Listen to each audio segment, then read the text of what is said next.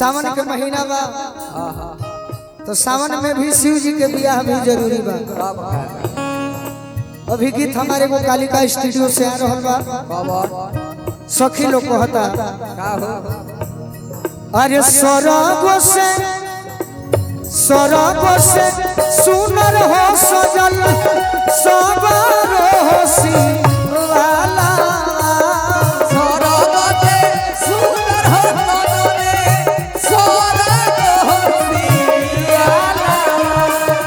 गौरा शिव शंकर हो जी के हो खता जय माला गौरा शिव शंकर हो जी के हो खता जय माला।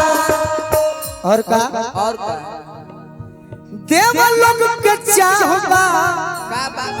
बियाह तो नि देखी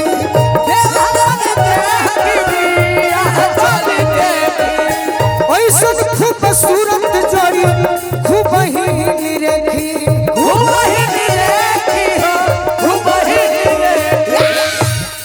अरे मैना रानी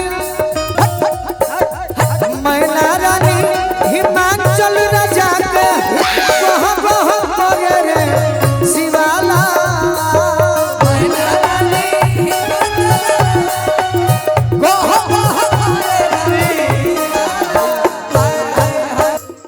लेकिन हम कलाकार माता सरस्वती से कहते हैं तोहरे चलते जानता समाज हो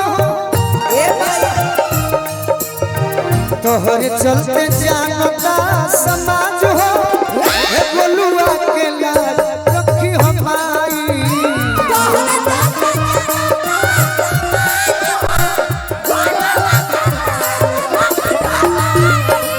तोहरे चलते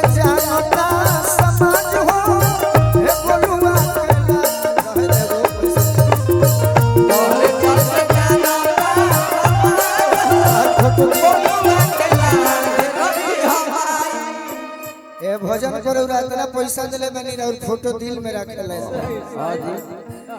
लाज रखी हमारी लाज रखी हमारी लाज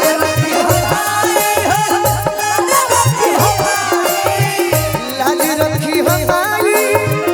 लाज रखी हमारी सब दिन रखलू जैसे आज हो सब दिन रखलू जैसे आज हो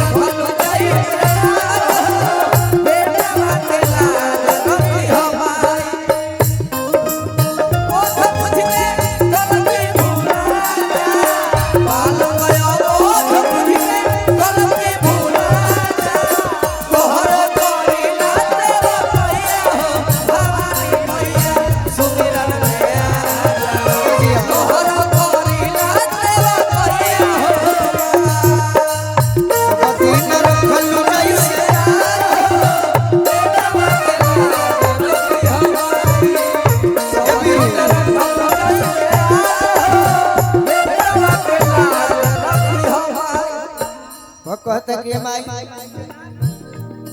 हमारे पास कोई समर्थ नहीं है ये श्रोताओं का आशीर्वाद है और आपका कृपा बा हमारा बाबूजी के आशीर्वाद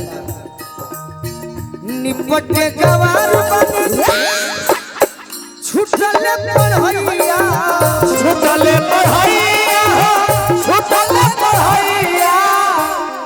टाइम इज मनी गावहू के लूर नहीं खेला गीत गवैया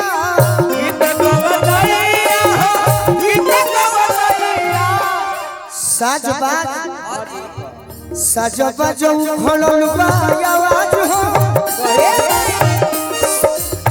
साज बाजो खोलल बा आवाज हो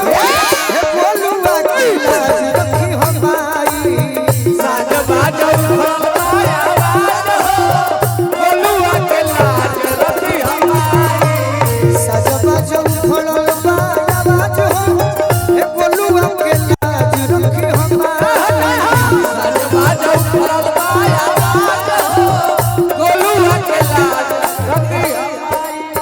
शेरवा सवारी बड़े मेरा पहाड़ा हो शेरवा सवारी बड़े मेरा पहाड़ा हो स्वर्ग लागे लाया बनैया देवी मैया स्वर्ग लागे लाया बनैया हे देवी मैया सजब चौखट पाया आगे हो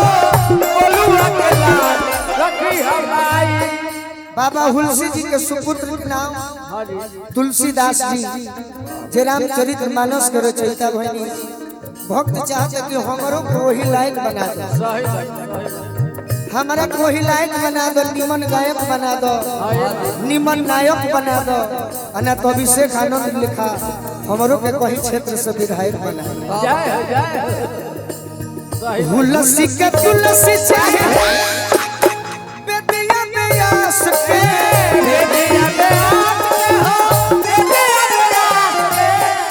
हुलसी के तुलसी चाहे वेद या व्यास के वेद व्यास यानी महाभारत के रचयिता वही तरी हम चाहता कि हमरो के तनी मनी जगह दे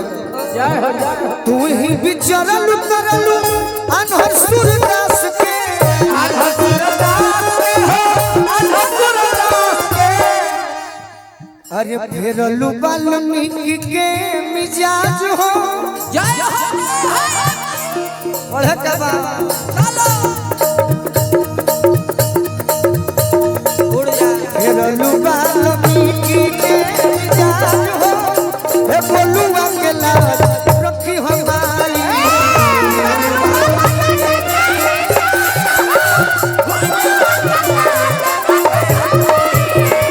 लाज रखी हमारी लाज रखी हमारी लाज रखी हमारी हो लाज रखी हमारी हो लाज रखी हमारी सब दिन रखलू जैसे आज हो हे बोलुआ के लाज रखी हो जय हो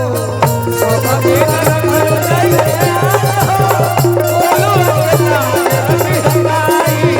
सब दिन रखलू जैसे आज हो बोलुआ के लाज रखी हमारी। अगर भजन पसंद आइल होखे तो एगो ताली बजा दे तो मनोबल बढ़